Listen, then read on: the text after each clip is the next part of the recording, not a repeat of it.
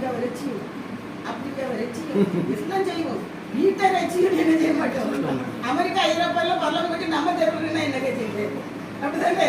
அதனால கர்த்தர் தந்த சுதந்திரம்னு சொல்லி ஆண்டவரை ஸ்தோத்திரம் பேர் சொல்லி ஜெபிக்கணும். ரெண்டாவது, பிள்ளையானவனை நடக்க வேண்டிய வழியில நாம தானே நடத்தணும். எனக்கு சில சமயம் டென்ஷன் ஆகும். நான் சில ஆள்கிட்ட பேசுவேன், டீச்சர் ஆண்டவர் ஒன்றும் செய்ய மாட்டேங்குது, அந்த பிள்ளைக்கு கீழ்ப்படுதலை கொடுக்க வேண்டியதானே, அந்த பிள்ளைய அதை செய்ய வேண்டியதானே. இயேசு கிறிஸ்து என்னதான் செய்வாரு? ஒரு நாணயத்தின் இரு பக்கம் போல ஒரு பக்கம் இயேசு கிறிஸ்துடைய செயல்பாடு, ஒரு பக்கம் நம்முடைய பிரயாசம் இருக்குங்க.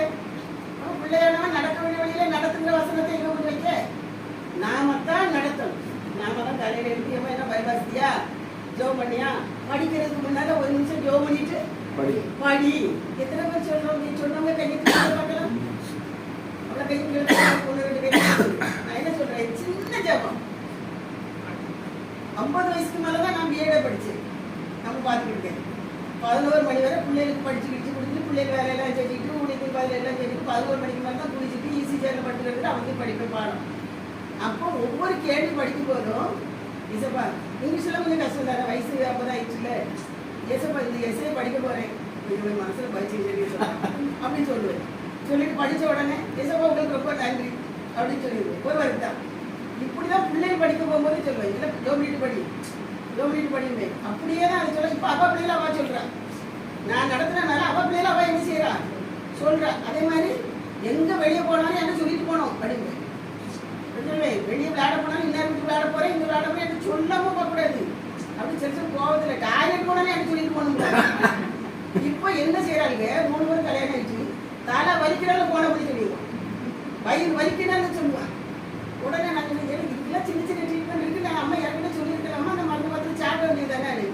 அது மூத்தவ சொல்றேன், இது நீங்க செஞ்ச மகா பெரிய தப்பு. என்னன்னு நாங்கள் வீட்டில் இருக்கும்போது எதனா சொல்லிட்டு போனீங்க, நாங்கள் சொன்னாதான் எங்களுக்கு நிம்மதியாக இருக்கு. சொன்ன உடனே எங்க பாதி நோய் என்ன செஞ்சிருக்கு, இப்ப சந்தோஷம் தாய் பரவாயில்ல. அப்போ நீங்கள் நானும் பிள்ளைகளை நடக்க வேண்டிய வழியிலே நடத்தும். சின்ன வயதிலேயே அவர்களுக்கு வீட்டுக்கு வந்தவங்க தோத்திரப்பட்டு உபசரிக்கிறதுக்கு ஒன்றும் இல்லைங்க. வீட்டுக்கு யார் வந்து அந்த மொபைலை பார்த்துட்டு லூஸ் வாக்கில் எங்கேயாவது பார்த்துட்டு கேவலமா இருக்குங்க. வீட்டுக்கு வந்தவங்கள தோத்திரம் வாங்க மாமா. எங்க வீட்டுல 8 பேரு. ஒரு தடவை எங்க சித்தி வராங்க. சித்தி வந்து எங்க வரிசை லெஃப்ட் ரைட் போட்டு 8 பேர் வந்து நிக்கணும். நின்று தோத்திரம் சித்தி சோமாரிக்கலான்னு கேட்கணும். அன்னைக்கு சித்தியை பார்த்த அதிர்ச்சியில எல்லாரும் அப்படி நின்றுட்டோம். எங்க அப்பா என்ன செஞ்சாங்க தெரியுமா, சித்தி கண்ணு முன்னாலே அவரை விட்டு அடி